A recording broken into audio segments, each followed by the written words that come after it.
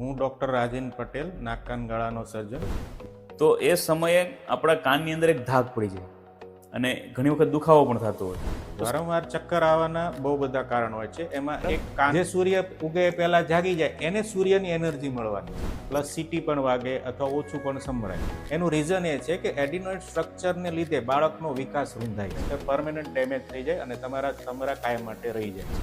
Sir, આપણે જોતા ઘણી વખત બાળકોને ટોન્સિલ અને ઓડિનોઇઝની તકલીફો થતી હોય છે, તો ખરેખર એ સમયે તમે બાજરીનો રોટલો, જુવારનો રોટલો, જવ એવું બધું લઈ શકો. તો એ સમયે કેવી કેવી લોકો ભૂલ કરતા હોય છે. ટોન્સિલ એક આપણો ગળામાં સ્ટ્રક્ચર છે, બરાબર? Yes. કાકડા જે આપણે ગુજરાતીમાં કહીએ.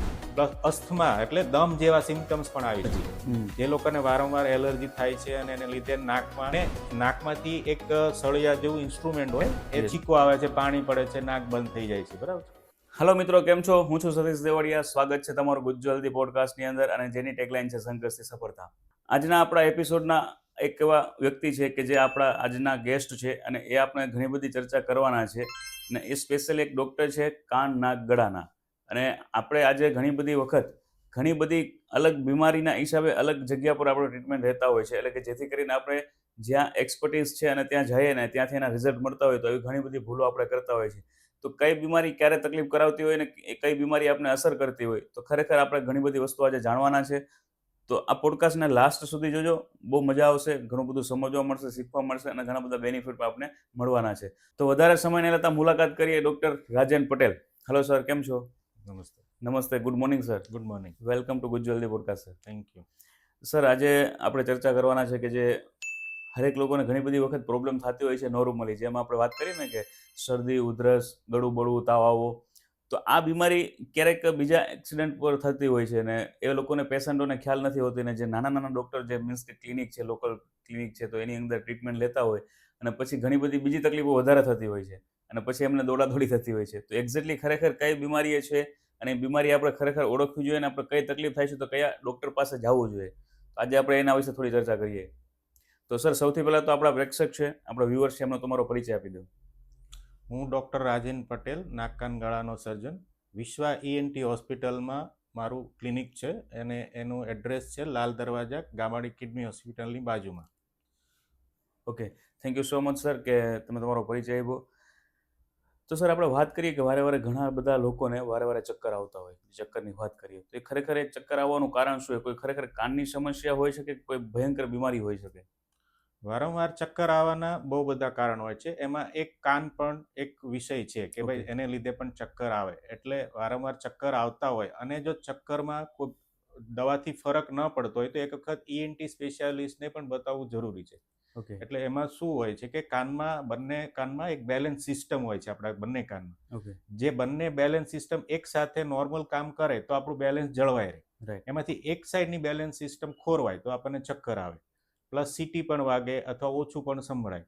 અને એના માટે ઈએનટી સ્પેશિયાલિસ્ટને એક વખત કન્સલ્ટ કરી અને ચેક કરાવી લેવું જોઈએ કે ભાઈ કાનનો પ્રોબ્લેમ છે કે બીજો કોઈ પ્રોબ્લેમ છે. યસ, અને એક્ઝેક્ટલી. કાનનો પ્રોબ્લેમ હોય તો ઈએનટી સ્પેશિયાલિસ્ટ જ એની ટ્રીટમેન્ટ કરશે, બરાબર? અને જે તમરા બોલે છે એ ઘણીવાર તમારે સાંભળવાની નસને ડેમેજ થયું હોય પાસ્ટમાં અથવા શરદીમાંથી, વાયરલ ઇન્ફેક્શનમાંથી, ઓકે. તો એ તમારી નસને ડેમેજ થયેલી હોય એ તમારે 21 દિવસની અંદર એની ટ્રીટમેન્ટ ચાલુ કરવી પડે, નહીંતર પરમેનન્ટ ડેમેજ થઈ જાય અને તમારા કાયમ માટે રહી જાય છે. અચ્છા. એટલે જરૂરી છે કે એક વખત તમને કાનમાં ઓછું સંભળાય અથવા તમરા ચાલુ થાય તો તમારે તાત્કાલિક ઈએનટી ડૉક્ટરનો સંપર્ક કરી અને એમની ટ્રીટમેન્ટ ચાલુ કરી દેવી જરૂરી છે.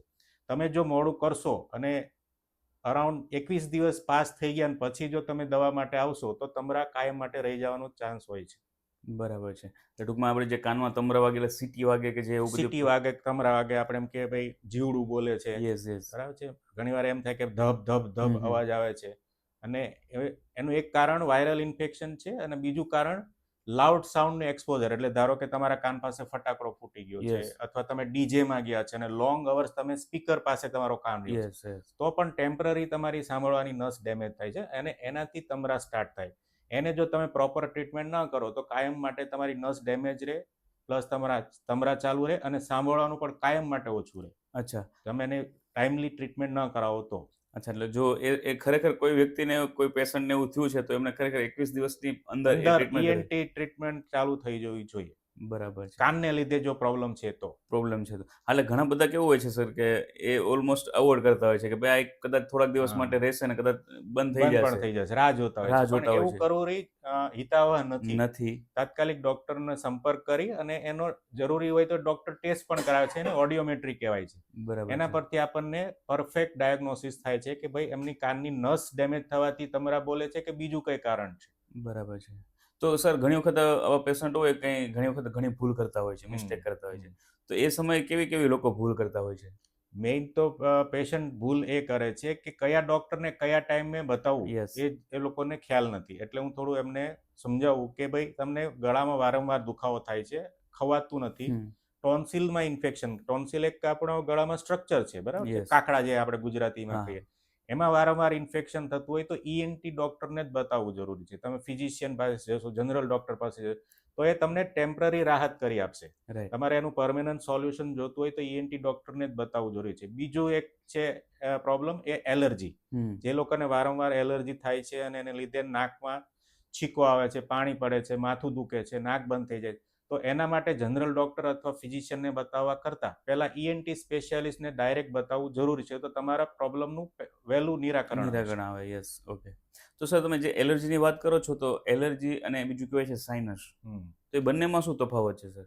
એલર્જી એટલે એ ફેમિલીમાં રન થાય છે કે ભાઈ તમારે કોઈ તમારા પેરેન્ટ્સ અથવા Yes. તમારા દાદા દાદી આગળની પેઢીમાં કોઈને પણ એલર્જી હોય તો એ ફેમિલીમાં રન થાય છે. એલર્જી એ વસ્તુ એવી છે કે તમારામાં જીન્સમાં થોડી ખામી, ઓકે. બરાબર, એટલે જે વસ્તુની એલર્જી છે એ એલર્જી નાકમાં જવાથી અથવા ફૂડમાં આવવાથી તમને છીકો આવે છે, પાણી પડે છે, નાક બંધ થઈ જાય છે, બરાબર. અને સાઇનસ વસ્તુ એવી છે કે જે લોકોને લાંબા ટાઈમથી એલર્જી હોય એને સાઇનસ એટલે આ ફેસ આપણો એમાં અંદર ખાડા હોય, ઓકે. એને સાઇનસ કહેવામાં આવે છે, બરાબર. હમ. એ સાઇનસ નોર્મલી કેવા હોય કે પોલાણવાળા હોય, ખુલ્લા હોય, હમ. અને હવાની અવર જે તમે શ્વાસ જે લો છો શ્વાસ એ સાઇનસમાં ફરીને બહાર નીકળી જાય નોર્મલી. ઓકે. પણ લાંબા ટાઈમની એલર્જીને લીધે એ સાઇનસના જે ઓપનિંગ મોઢિયા કહેવાય જે નાકમાં ખુલે છે બ્લોક થઈ જાય, ઓકે. બરાબર.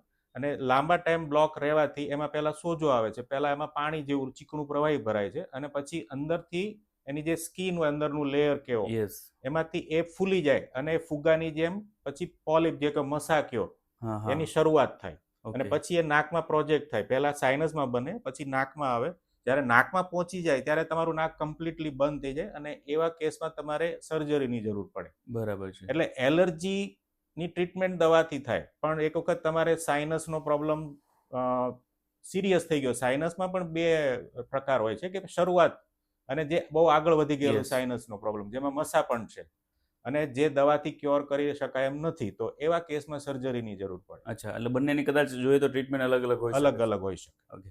તો ઘણી વખત ઘણા લોકોને એવી ટ્રીટમેન્ટ થતી હોય કે એમને અહીંયાથી પેલું એમનું જે છે એ ખેંચવું પડતું હોય ને શું કહેવાય કે એ પણ સર્જરી થઈ શકે ને? હા, એટલે જે શરૂઆતમાં ઘણીવાર કેવું હોય કે ફર્સ્ટ ટાઈમ એમને સાઇનસ ઇન્ફેક્શન થઈ છે અને Yes. અંદર પાણી ભરાઈ ગયું છે જે નેચરલી નીકળી શકે એમ નથી, યસ. તો એને નાકમાંથી એક સળિયા જેવું ઇન્સ્ટ્રુમેન્ટ હોય એ Yes. નાખીને પાણી ખાય, પણ એ જૂની પદ્ધતિ છે, હવે તો એ પદ્ધતિ યુઝ લેટેસ્ટ નથી પદ્ધતિ થતી. આવી ગઈ છે. હવે એન્ડોસ્કોપથી સર્જરી થાય છે ઓકે. અને દવાથી મોટાભાગે ઇનિશિયલ સ્ટેજમાં ક્યોર કરી શકાય સાઇનસને. બરાબર છે.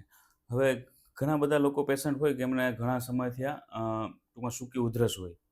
તો એ સૂકી ઉધરસના હિસાબે ગળાને ખરેખર કંઈ ઇન્ફેક્શન થઈ શકે સર?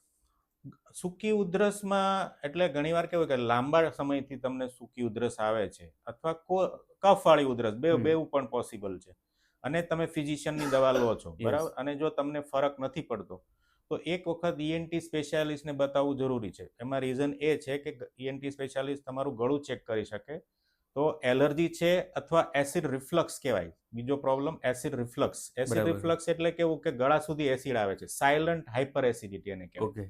સાયલન્ટ હાઇપર એસિડ એટલે પેશન્ટને ખબર નથી કે મને એસિડિટી છે, યસ.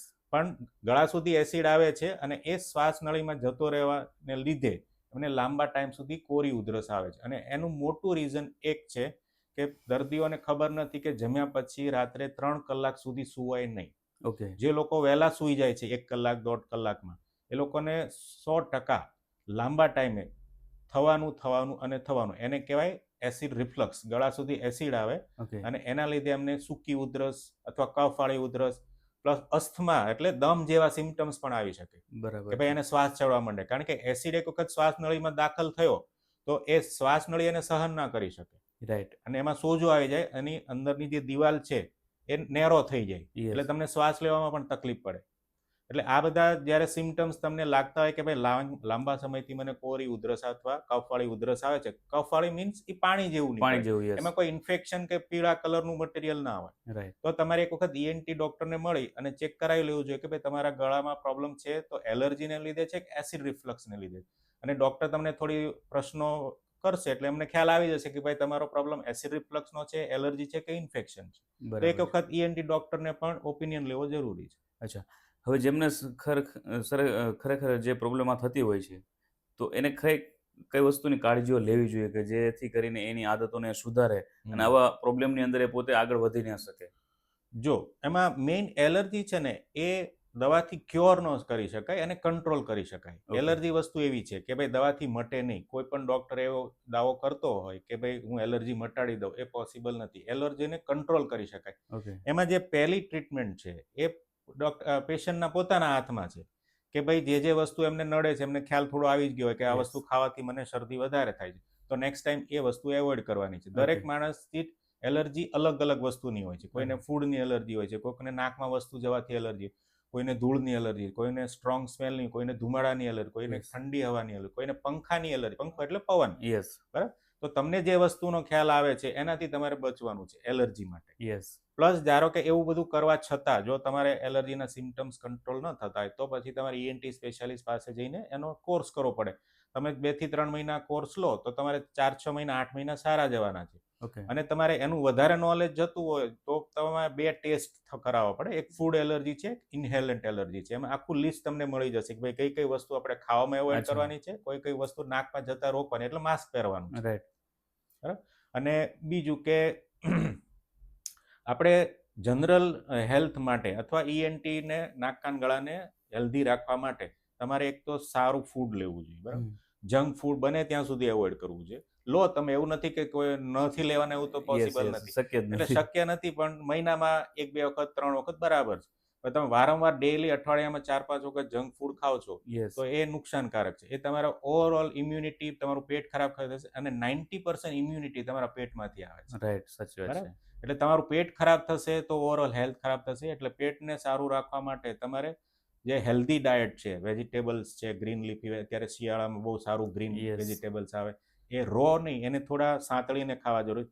સિઝનલ ફ્રૂટ્સ ખાવા જરૂરી છે. અને બ્રેડ ને મેંદાની આઈટમ કરતા અત્યારે તમે બાજરીનો રોટલો, જુવારનો રોટલો, જવ એવું બધું લઈ શકો.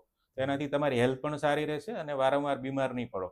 પ્લસ બીજા જે આપણા ઔષધ, રસોડાના ઔષધ છે, ધારો કે હળદર છે, એને ગરમ પાણીમાં અથવા દૂધમાં નાખીને એની સાથે મરીનો પાવડર મિક્સ કરીને રેગ્યુલર પીવાની રાખો. આદુનો રસ છે, બરાબર છે. યસ. પછી અળસી છે. અળસી પણ એ ઓમેગા 3 ફેટી એસિડ્સમાં હોય છે યસ. અળસી, અળસીમાં, હા. જે વેજીટેરિયન માટે ખાલી એક જ સોર્સ છે. નોન વેજીટેરિયન ને તો ફિશ ને એમાંથી મળી ઘણા જાય બધામાંથી મળી ઓમેગા જાય 3 છે, ફેટી yes. એસિડ, પણ વેજીટેરિયન માટે સારામાં સારો સોર્સ અળસી છે. અળસી છે, યસ. બરાબર, એટલે એ ખાવી જરૂરી છે. પ્લસ તમારે રેગ્યુલરલી વિટામિન B12 અને D3 નો રિપોર્ટ કરાવવો જરૂરી છે. કારણ કે વેજીટેરિયન ડાયટમાં આ વિટામિન ઘટવાના, પ્લસ D3 ઘટવાનું રીઝન છે આપણું સન એક્સપોઝર, સૂર્યમાં આપણે જતા નથી, યસ. એટલે એ D3 ના બને. એટલે આપણા વેજીટેરિયન લોકોમાં 90%, 100માંથી 90 જણને D3 અને B12 લો હોય છે. યસ. એટલે એક વખત તમારે ટેસ્ટ કરાવી લેવું જોઈએ જો તમે વારંવાર બીમાર પડતા હો તો. અને આ 2 વિટામિન જો લો આવે તો તમારે ઇન્જેક્શન અથવા એના ટેબ્લેટથી એનું આપણે ભરપાઈ કરવી પડે. યસ. અને એવરી 3 to 4 મંથ્સ અથવા મેક્સિમમ 6 મહિનામાં તમારે વિટામિન સપ્લિમેન્ટ્સ લેવા જરૂરી છે, જે લોકોને વિટામિન આ 2 ક્રિટિકલ છે, yes. ઉણપ છે, ઓકે. તો એ વારંવાર બીમાર નહીં પડે. બરાબર. તો સર, તમે જે રિપોર્ટની વાત કરો છો તો જે ઘણા બધા પેશન્ટને કદાચ આવી તકલીફો થતી હોય તો એમને કરાવવા જોઈએ.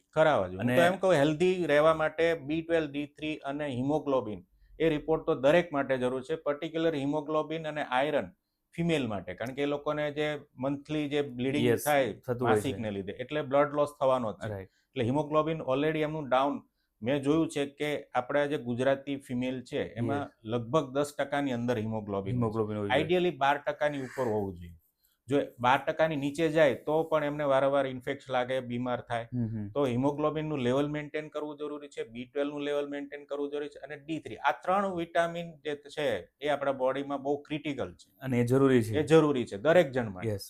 તો ખરેખર જે જનરલી બધા લોકોની વાત કરીએ આપણે કે જે મેલ ને ફિમેલ ઓલમોસ્ટ બધા છે, તો આ જે 3 રિપોર્ટ્સની તમે જે વાત કરો છો તો ખરેખર હરેક વ્યક્તિ અત્યારના સમયમાં કરાવવા જરૂરી છે. હા, આ 3 વિટામિન તો કેટલા સમય આપણે કરાવીએ તો બેનિફિટ એનો આપણે ખ્યાલ આવે? એવરી 6 મંથ કે 8 મંથ તમારે કરાવવા જરૂરી છે. વર્ષમાં એક વખત હા, આપણે એક કદાચ વખત તો કરાવવું જોઈએ, અને એક વખત તમને ખ્યાલ આવી ગયો કે ભાઈ મારું B12 અને D3 લો રહે છે, તો રિપોર્ટ પણ કરાવવાની જરૂર નથી. એવરી 6 to 8 મંથ તમે વિટામિન સપ્લિમેન્ટ લઈ લો, રાઈટ. એટલે તમારું જે બેલેન્સ છે એ મેન્ટેન રહેશે. અને Okay. તમારા આ રિપોર્ટ કોસ્ટલી છે, એટલે વારંવાર કરાવવાની જરૂર નથી. યસ. પણ તમને એકવાર ખ્યાલ આવી ગયો કે મારે લો જ રહે છે, બરાબર, યસ. તો એવરી 6 મંથના વિટામિન સપ્લિમેન્ટ્સ લઈ લો. ઓકે, બીજું કંઈ બરાબર. કરવાનું નથી. એ પણ ડોક્ટરની એડવાઇસ પ્રમાણે, Advice તમારી પ્રમાણે. જાતે ના લેશો. રાઈટ. એટલે ઘણા બધા હોય કારણ ને કે કે એમાં B12 છે એ ઓવરડોઝ થાય તો એનું કોઈ સાઈડ ઇફેક્ટ નથી, પણ D3 જો વધી જાય જરૂર કરતા તો એની અચ્છા. સાઈડ ઇફેક્ટ છે. અચ્છા, વધી જાય તો એની સાઈડ ઇફેક્ટ સાઈડ છે. ઇફેક્ટ છે, એટલે D3 માં ખાસ ધ્યાન રાખવું પડે. ઓકે, બરાબર છે. અને તમે કીધું કે મેજોરિટી આ 3 પ્રોબ્લેમ હોય છે, 3ની હા, ઉણપ 3 હોય જ છે. હોય જ છે. ઓકે, કેમ કે આપણી લાઈફસ્ટાઈલ એવી છે. લાઈફસ્ટાઈલ એવી છે. Yes, right. ઓકે. સર, આપણે જોતા હોય ઘણી વખત બાળકોને ટોન્સિલ અને ઓડિનોઇઝની તકલીફો થતી હોય છે, તો ખરેખર એ સમયે ક્યારે એનું ટૂંકમાં જે સર્જરી અથવા તો ટ્રીટમેન્ટ હોય જરૂરી હોય છે, અને એનું કારણ શું હોય છે? એડિનોઇડ્સ પણ એક સ્ટ્રક્ચર છે, જે નાના કાકડાકો, નાના મસાકો, જે નાકની પાછળ હોય છે, જે આપણને નરી આંખે નથી દેખાતા. ઓકે. હવે ENT ડોક્ટરને પણ જોવું હોય એડિનોઇડ્સ, તો એનો એન્ડોસ્કોપ અથવા દૂરબીન નાખીને જોવું પડે, અથવા એનો એક્સરે થાય. અચ્છા. એમાં ખ્યાલ આવે કે ભાઈ એડિનોઇડ્સની સાઇઝ કેટલી છે. અને ટોન્સિલ અથવા કાકડા એ તો આપણે ગળામાં ડાયરેક્ટ જોઈ દેખાતા જ, શકીએ yes. છીએ, બરાબર. હવે જે બાળકને વારંવાર ગળામાં ઇન્ફેક્શન થાય છે, મીન્સ એને લીધે બાળક ખાઈ નથી શકતું, તાવ આવી જાય છે, અને એડિનોઇડ્સ ને લીધે બાળકમાં પ્રોબ્લેમ એ થાય કે રાત્રે સૂતી વખતે એનું નસકોરા બંધાઈ જાય, યસ. અથવા આખો દિવસ એ નાકથી શ્વાસ લેતું જ નથી, મોઢું ખોલીને શ્વાસ લે છે. રાઈટ. રાત્રે પણ તમે એને જુઓ તો એ મોઢું ખુલ્લું રાખીને શ્વાસ લેતો હોય, અથવા મોઢું બંધ કરી દો એનું પરાણે તો એ નસકોરા બોલવા મળશે જોર Yes. જોરથી. એડલ્ટમાં કેમ નસકોરા બોલે Right, એ right. રીતના. તો એનો મતલબ છે કે એને એડિનોઇડ્સ નડે છે શ્વાસ Yes. લેવામાં. હવે જે બાળકને એડિનોઇડ્સ આ પ્રોબ્લેમ કરતું હોય એને કાઢવા જરૂરી છે, એ દવાથી મટે નહીં. ઓકે. એની સર્જરી મસ્ત છે, અને એ પણ ધારો કે બાળક 1.5 વર્ષનું, 2 વર્ષનું, 2.5 વર્ષનું છે, તો પણ એડિનોઇડની સર્જરી એ ઉંમરે થઈ શકે છે. અચ્છા, નાની ઉંમરે થઈ નાની શકે. ઉંમરે થઈ શકે. એનું રીઝન એ છે કે એડિનોઇડ સ્ટ્રક્ચરને લીધે બાળકનો વિકાસ રૂંધાય છે. બરાબર છે. બાળકની ઊંઘ પૂરી ના થાય, આખી રાત તડફડિયા મારે, પડખા ફેરવે, એટલે એ દિવસે પણ એને ઊંઘ આવે. રાઈટ. અને જે ઓક્સિજન ને એનું જે બોડી હીલ થવું જોઈએ, ગ્રોથ થવો જોઈએ, એ રાત્રે નથી સ્લીપમાં થતો. ઊંઘમાં જ થવાનો છે, એ નથી થતો. હમ. એટલે બાળકનો તમે ઘણા બાળકને જેને એડિનોઇડનો પ્રોબ્લેમ તો જુઓ તો બાળક એકદમ દુબલું પતલું, એના પેરેન્ટ્સ પણ એમ કમ્પ્લેન કરે કે વારંવાર બીમાર થઈ જાય, શરદી ખાંસી થઈ જાય, ઉધરસ પણ આવે. સાઇનસ, બાળકમાં સાઇનસ થાય, અચ્છા. આપણે સાઇનસ પહેલા જે આજે ડિસ્કસ વાત કર્યું, કરી છે. સાઇનસ ઇન્ફેક્શન, એ પણ એડિનોઇડને લીધે છે. ઓકે. બીજું, કાનમાં ઇન્ફેક્શન થાય વારંવાર, બાળક Okay. કાનમાં દુખાવો થાય છે એમ કમ્પ્લેન કરે વારંવાર. પ્લસ બાળકને એટલો ખ્યાલ નથી આવતો કે એને ઓછું પણ સંભળાય છે, ખાલી Right. દુખાવો છે એમ કે. તો આ બધા રીઝનની પાછળ છે એડિનોઇડ્સ. હવે એડિનોઇડ્સ જો આ પ્રોબ્લેમનું રીઝન હોય તો એને કાઢી નાખવાથી ઘણા બધા ફાયદા થશે. અચ્છા. ઘણા બધા, એટલે એક તો બાળક વ્યવસ્થિત સૂશે, એના નસકોરા ઓપન થઈ જશે, એ મોઢેથી શ્વાસ લેતું બંધ થઈ જશે, અને એનો ગ્રોથ ફાસ્ટ થશે, એનું થશે. વેટ વધશે, રાઈટ. એની ઇમ્યુનિટી વધશે, બરાબર. પણ બાળકને બીજા ડોક્ટર અથવા બાળકોના ડોક્ટર અથવા આયુર્વેદિક ડોક્ટર પાસે જાય તો બીવડાવી દેવામાં આવે છે રાઈટ. કે ભાઈ એડિનોઇડ્સ અને ટોન્સિલ કઢાવાય નહીં, એ બાળકની ઇમ્યુનિટી માટે જરૂરી. હા, હું પણ માનું છું કે ઇમ્યુનિટી માટે જરૂરી છે, બરાબર. પણ એડિનોઇડ્સને 5 વર્ષનું બાળક છે એની કરતાં નાની ઉંમર હોય તો પણ કાઢી શકાય છે, અને ટોન્સિલ્સ આઈડિયલી અમે 5 વર્ષ પછી એડવાઇસ કરીએ છીએ કે તમે કઢાવો. ઓકે. જો ટોન્સિલને લીધે એને વારંવાર ઇન્ફેક્શન અથવા ગળામાં દુખાવો, તાવ થતું હોય તો. એનું રીઝન એ છે કે 5 વર્ષ સુધી તમારા શરીરમાં ટોન્સિલની જરૂરિયાત હોય છે ઇમ્યુનિટી ડેવલપ કરવા માટે. ઓકે. પછી તમે એને કાઢી નાખો ને ટોન્સિલ પોતે જ પ્રોબ્લેમ કરતું હોય કે ભાઈ એને લીધે જ ગળામાં તકલીફ થાય છે, રસી થઈ જાય છે, તાવ આવી જાય, તો એને કાઢવામાં કોઈ નુકસાન નથી. Yes, right. અને ઉલટાનું ફાયદો જ છે કે ભાઈ એક વખત એ ટોન્સિલ નીકળી ગયું, એડિનોઇડ નીકળી ગયું, તો જે બાળકની શક્તિ રોગ જે ઇન્ફેક્શન સામે લડવામાં વપરાય છે એને બદલે એ પોતાના ગ્રોથમાં વપરાશે ગ્રોથમાં યુઝ થશે. અને બાળક વ્યવસ્થિત ડેવલપ થશે. રાઈટ, બરાબર છે. હમ. એટલે જે ઘણા બધા લોકોની જે હા, માન્યતાઓ છે, માન્યતા એવો છે કે ટોન્સિલ ને એડિનોઇડ અથવા કાકડા ને એડિનોઇડ કઢાવાય નહીં, Okay. કારણ કે આયુર્વેદિક ડોક્ટર અને ઘણા બાળકોના ડોક્ટર પણ એવું ના કહેતા પાડે હોય છે કે ભાઈ ન કઢાવે, પણ એ 5 વર્ષ સુધી યસ, કાકડાની શરીરમાં જરૂરિયાત છે 5 વર્ષ સુધી, અને એડિનોઇડ્સ તો ગમે ત્યારે કાઢી શકાય. યસ, ઓકે, એને લીધે જો પ્રોબ્લેમ બાળકને થતું હોય તો 100% કાઢી શકાય. એડિનોઇડ્સથી બીજો પ્રોબ્લેમ એ પણ આપણે ડિસ્કસ કરીએ કે એને લીધે બાળક મોઢું ખુલ્લું રાખે તો એનું જ્યાં નીચેનું જડબું છે ને એનો ગ્રોથ વધારે થાય, અચ્છા, તો આગળ જતા એ બેડોળ લાગે, અને એની પણ સર્જરી ઘણા બાળકમાં થયેલી છે એનો Okay. ચહેરો સારો કરવા માટે. પ્લસ આજે તમારા દાંત છે બરાબર, યસ, એનું અલાઇનમેન્ટ ખરાબ થઈ જાય, એટલે તમારે જોઈએ તો ક્લિપ પહેરવી પડે, યસ, પહેરવી પડે વાંકા છે. ચૂકા દાંત થઈ જાય. એ Right, બધા રીઝન એડિનોઇડ્સ ને લીધે છે. અચ્છા. જે બાળકમાં એડિનોઇડ્સ હોય, હવે તમે વિરાટ કોહલીનું નામ સાંભળ્યું છે? રાઈટ, વિરાટ કોહલીને એડિનોઇડની સર્જરી હમણાં 2 કે 3 વર્ષ પહેલા કરાવી. અચ્છા, એટલે just હમણાં જ એડિનોઇડ્સ કરી. કોઈ દિવસ જતા નથી શરીરમાંથી. એક વખત એની સાઇઝ વધેલી છે, લાઈફ લોંગ એ હેરાન કરે છે બરાબર. રાઈટ, અને મોડે ઘણા લોકોને ખ્યાલ આવે કે ભાઈ એડિનોઇડ્સને લીધે મને આ પ્રોબ્લેમ થાય છે, ઇન્ક્લુડિંગ સ્નોરિંગ એટલે નસકોરા બોલાવો. એડલ્ટમાં પણ નસકોરા એડિનોઇડ્સ અને ટોન્સિલને લીધે હોય છે, અચ્છા, તો એને કાઢવા જરૂરી બની જાય છે. એટલે તો બેટર છે કે ભાઈ એની નાની એજ છે ત્યારે જ આપણે એડિનોઇડ્સને કાઢી નાખીએ, તેનો પ્રોબ્લેમ સોલ્વ થઈ જાય. અને દરેક કિસ્સામાં એડિનોઇડ ટોન્સિલ બંને કાઢવા જરૂરી નથી હોતા. જે બાળકને એડિનોઇડ્સ નડે છે એને એડિનોઇડ્સ કાઢી નાખો, જેને ટોન્સિલ નડે છે એને ટોન્સિલ, બંને નડે છે તો બંને કાઢી કાઢી શકાય છે. ઓકે, પણ પણ ટ્રીટમેન્ટ જરૂરી એડિનોઇડ્સ છે. ટોન્સિલ સાથે કાઢવા હોય તો 5 વર્ષ પછી, યસ, એડિનોઇડ્સ તો 1.5 વર્ષ 2 વર્ષ 2.5 વર્ષે પણ કાઢી શકે. કાઢી શકીએ. ઓકે, અને એને લીધે બાળકમાં બહુ ચેન્જીસ આવશે, Yes, એનો એનો growth વિકાસ વધે fast છે. થશે. Yes. હા, એની જે ગ્રોથ રોકાઈ ગયો છે બરાબર છે, બીજા બાળકની કમ્પેરમાં તમે જો દુબળું પાતળું લાગતું હોય, યસ, વારંવાર બીમાર થતું હોય, ખાંસી આવતી હોય, તાવ આવી જતો હોય, ખાઈ ન શકતું હોય, એ બધા પ્રોબ્લેમ સોલ્વ થઈ જાય. અચ્છા. ટૂંકમાં તમે જે કીધું તો એના પરફેક્ટ, કેમ કે આપણે થોડી ક્લિયરિટી આપી કે હા. ભાઈ જે આવા બાળકો હોય છે તો એમને જે આ પ્રોબ્લેમ હોય છે તો એના હા. ખરેખર એક્ઝેક્ટલી લક્ષણો શું હોય કે જેથી કરીને આપણે ઇઝીલી આપણે ખ્યાલ આવી શકે કે આની મારે ખરેખર ENTI પાસે સારવાર કરવી જરૂરી છે. મેં કહ્યું એમ એડિનોઇડ્સ માટે બાળક સૂતું હોય ત્યારે જોઈ લેવાનું કે Yes. મોઢું ખુલ્લું રાખે છે, Right. તમે એનું મોઢું બંધ કરી દો, થોડી વાર પાછું ખોલી દે છે, પ્લસ એને નાકમાંથી ઘણીવાર શેડા આપણે કહીએ જે Yes, લિક્વિડ નીકળે, liquid. મ્યુકસ બરાબર, વારંવાર પીળો કફ આવે છે, વારંવાર એને કાનમાં દુખાવાની કમ્પ્લેન કરે છે, આ બધા લક્ષણ એડિનોઇડના છે. અચ્છા, હવે એડિનોઇડ્સ એક્સરે થી જ ખ્યાલ આવે તો સિમ્પલ તમે એક એક્સરે કરાવી લો.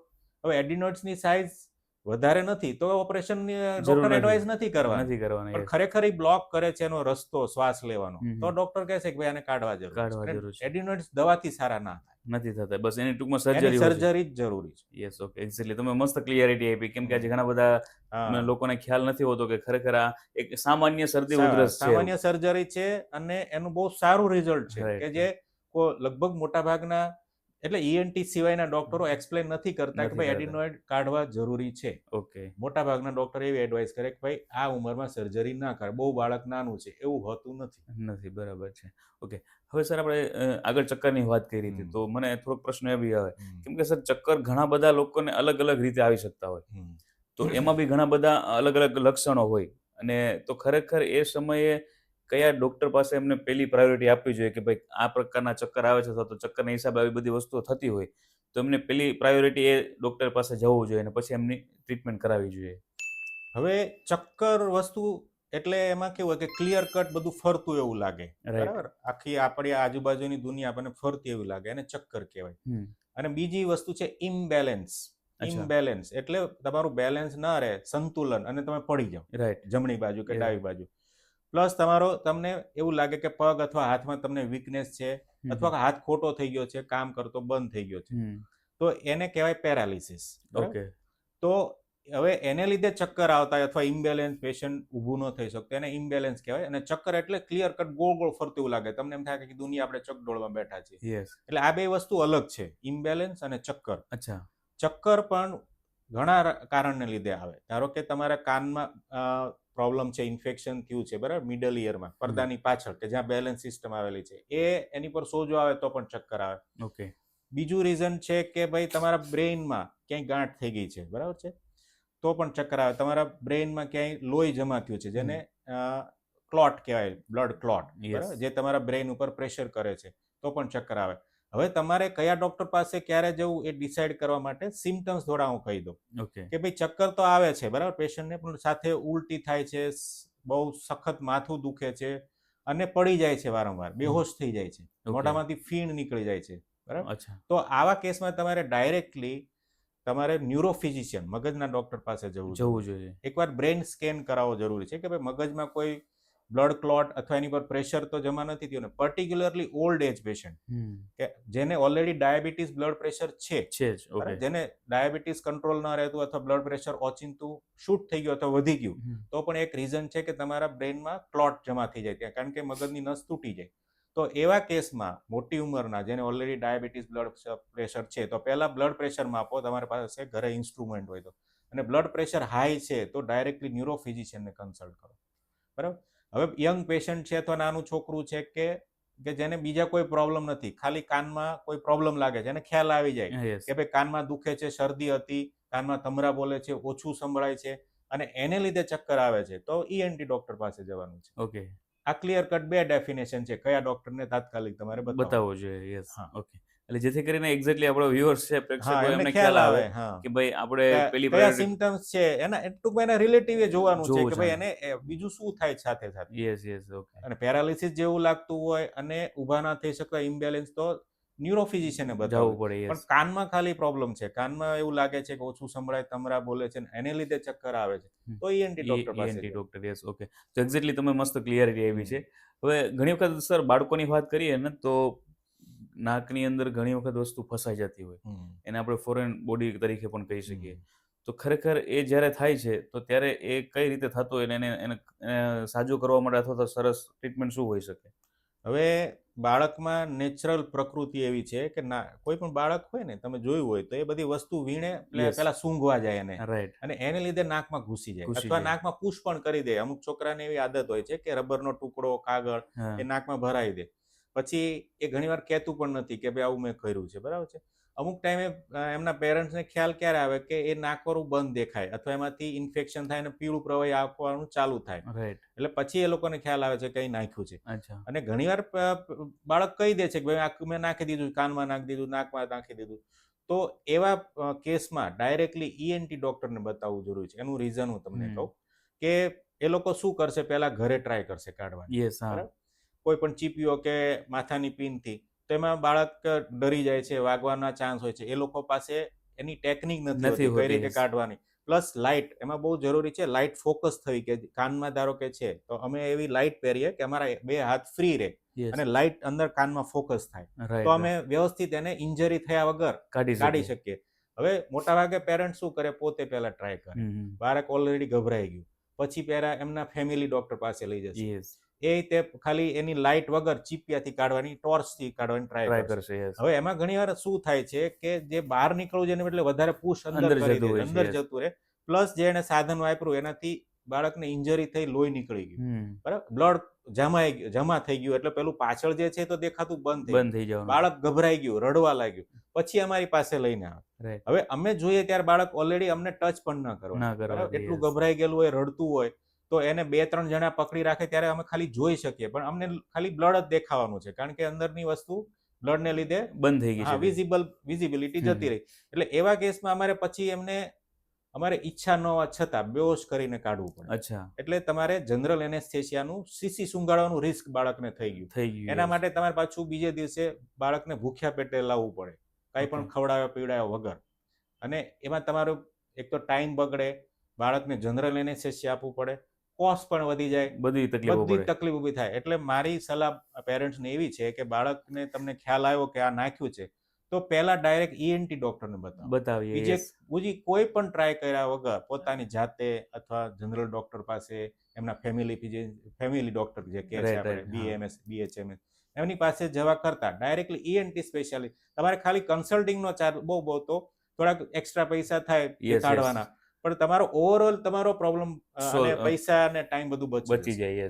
ટૂંકમાં આપણે ઘણી વખત જાતે ઓલમોસ્ટ મેજોરિટી સર થતી હશે, બધા એવું છે કે આપણે ચીકણી પહેલા સુંગાડતા, નાકમાં કઈ નાખ્યું, ચીકણી સુંગાડો એમાં કોઈ પ્રોબ્લેમ નથી, કેમ કે તમે કાઢવાની ટ્રાય ના કરો. તમે એને કાઢવાની ટ્રાય કરશો તો પુશ થઈ જશે. બીજું રિસ્ક એવું રહે કે ધારો કે નાકમાં છે દાણો અથવા પથ્થર, તો એ શ્વાસ નળીમાં ફસાઈ ગયો તો બાળક સિરિયસ થઈ જશે. યસ યસ એટલે આ બધા રિસ્ક હોય છે. એટલે તમારે એવું કંઈ પણ કર્યા વગર ડાયરેક્ટ બાળકને લઈ અને નાક કાન ગળાના ડોક્ટર પાસે સિમ્પલી પહોંચી જાઓ. એ જ બરાબર રસ્તો સારો છે મારા મતે. રાઈટ સાચી વાત કરી. અને ખરેખર આપણા વ્યુઅર્સ છે તો એમને પણ ફરી પાછું કહી દઉં કે જો ખરેખર આપણા બાળકોને આવી સમસ્યા જો કે થતી જ હોય છે જનરલી, કેમ કે નાના બાળકો હોય છે ને ખેલકૂદ કરતા હોય છે અને કાન અને નાકમાં ગળાની અંદર કોઈ પણ વસ્તુ ફસાઈ જાય તો ખરેખર એકવાર સરે જેમ કીધું કે જે એના સ્પેશિયલિસ્ટ છે, જે એના સર્જન છે, એમને આપણે મળી અને એકવાર એમની પાસે એકદમ ઇઝીલી ટ્રીટમેન્ટ થશે. બાકી વારે વારે ઘણી બધી તકલીફો બીજી વધતી જશે.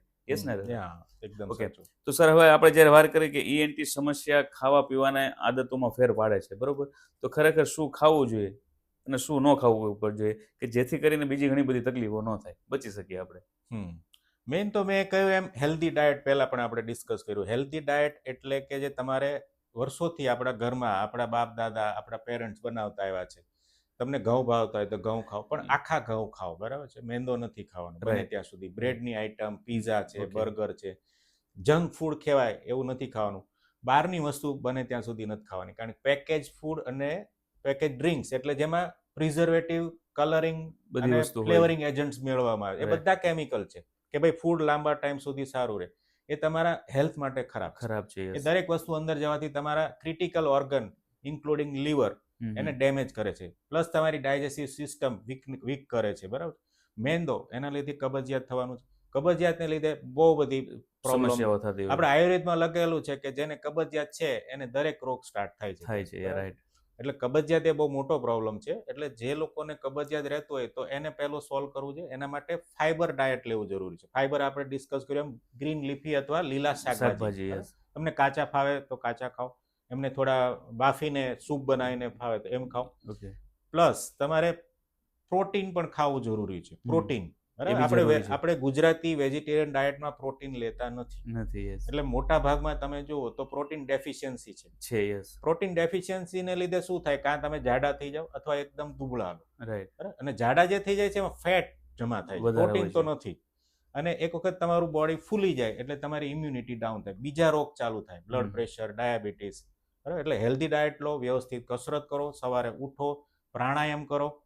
પ્લસ જો તમને એલર્જીનો પ્રોબ્લેમ છે તો પ્રાણાયામ બેસ્ટ છે એલર્જીને કંટ્રોલ રાખવા માટે, તમારા સાઇનસને હેલ્ધી રાખવા માટે. હેલ્ધી રાખવા જેને માટે. એલર્જી છે એને પણ કરાય, અને જેને એલર્જી કે કંઈ નથી એને પણ તમારું રેસ્પિરેટરી ટ્રેક, નાક, કાન, ગળું, સાઇનસ અને શ્વાસ નળી બધાને હેલ્ધી રાખવા માટે 3 આસન કરવા જરૂરી છે. જરૂરી છે. yes. એમાં છે એક અનુલોમ વિલોમ, હમ. ભસ્ત્રિકા અને કપાલભાતિ. બરાબર. તમે 10 થી 15 મિનિટ જ આપો સવારમાં. ઓકે. સવારમાં વહેલા ઉઠીને આ કામ પતાવી દો પહેલા, બરાબર? પાણી પીવાનું રાખો. પાણી ઘણા વધારે લોકોને પીવું જોઈએ. પાણી શિયાળામાં પીતા જ નથી, તરસ લાગે ન લાગે શિયાળામાં એટલે પાણી, પણ તો પણ 8 થી 10 ગ્લાસ શિયાળામાં પણ પાણી પીવું જરૂરી છે. yes. આપણી જે અંદર જે બોડીમાં કેમિકલ રિએક્શન બધા ચાલુ છે, ફૂડ ડાયજેસ્ટ કરવા બધા રસ બને, બ્લડ બને, એના માટે પાણી જરૂરી છે. આપણે જરૂરી. પાણી પીતા જ બંધ નથી, કરી દેતા હોય, ઓછું કરી દેતા ઓછું હોય. કરી દેતા હોય. એ ખોટું છે. ઉનાળામાં તમારે તો ઉલટાનું 12 થી 15 ગ્લાસ પીવું પડે. શિયાળામાં 8 ગ્લાસ મિનિમમ પાણી પીવું જરૂરી છે, જરૂરી તરસ છે. લાગે કે ન ન લાગે, લાગે. yes. બરાબર? એ આના લીધે compulsory છે. તમારું હાઇડ્રેશન મેન્ટેન રહેશે. જે ખરાબ કચરો જમા થાય છે કિડની દ્વારા બહાર નીકળશે નહીં. પાણી નહીં પીવો તો કિડની પર પ્રેશર આવશે. ઓકે. અને આ બધા રીઝન છે કે તમે વારંવાર બીમાર પડો છો, બરાબર? હેલ્ધી ડાયટ લો, રેગ્યુલર એક્સરસાઇઝ કરો, પ્રાણાયામ કરો, બસ આટલું જ કરવાનું. અને ઊંઘ સૌથી મહત્વનું. મહત્વ છે. ઊંઘ 8 કલાકની સારી ઊંઘ, તડફડિયા માર્યા વગરની, બરાબર એ છે. તમારા બોડીની હેલ્થ માટે. અને તમારે રાત્રે જ બોડી રિપેર થાય છે, હા, હિલિંગ થતું હોય છે. હિલિંગ થતું હોય તમારું રાત્રે જ થાય છે. એટલે વહેલા સુવાની ટેવ પાડો અને વહેલા ઉઠો. યસ. મેક્સિમમ 10 સાડા 10 સુઈ જાઓ અને 6-7 વાગે ઉઠી જાઓ. એટલે આ પ્રોપર ઊંઘ રૂટીન થઈ ગઈ. બધાએ બનાવવું જરૂરી છે. Right. લોકો શું કરે છે? 12-1 વાગ્યા સુધી મોબાઈલ મચડ્યા કરે, Yes. પછી મોડે સુધી સુઈ રહે. સૂર્ય ઉગે એ પહેલા જાગવું જરૂરી છે. આપણા શાસ્ત્રો કહે છે, હું નથી લખેલું છે. કહેતો, હા. બરાબર? જે સૂર્ય ઉગે એ પહેલા જાગી જાય એને સૂર્યની એનર્જી મળવાની છે. ઓકે સર, તમે આ સરસ મજાની વાત કરી કે ભાઈ ખરેખર આપણું રૂટિન આવું હોવું જોઈએ અને સુવાની આદત હોય આપણે સુધારવી જોઈએ. સર, એક છેલ્લો અને મોસ્ટ પ્રશ્ન છે અને કોમન છે બધા માટે, અને લગભગ ઘણા લોકોને આ પ્રોબ્લેમ થતી હોય. સર, આપણે જોયું ઘણી વખત કે કોઈ સારા એવા હિલ સ્ટેશન ઉપર આપણે જ્યારે ગયા છે અથવા તો ક્યારેક કોઈ ફ્લાઇટની મુસાફરી કરતા હોય તો એ સમયે આપણા કાનની અંદર એક ધાક પડી જાય અને ઘણી વખત દુખાવો પણ થતો હોય. તો સર, આનું ખરેખર કારણ શું? અને એની આપણે ટૂંકમાં કઈ રીતે બેસ્ટ કે ભાઈ જેથી કરીને પછી ન થાય, અથવા તો એની શું એવી ટ્રીટમેન્ટ છે કે એનાથી આપણે બચી શકીએ? એનું કારણ એ છે કે તમારું નાક, કાન અને ગળું હમ. એકબીજા સાથે જોડાયેલું છે. ઓકે પર્ટિક્યુલરલી નાકથી કાનનું કનેક્શન છે એક ટ્યુબ દ્વારા. ઓકે અમારી ભાષામાં એને યુસ્ટિચિયન ટ્યુબ કહેવાય. ઓકે બરાબર? એ ટ્યુબનું કામ શું છે કે તમે થૂક ગળો, હમ ધારો કે આમ કરો તો ગળામાંથી હવા પુશ થાય કાનની તરફ. યસ બરાબર?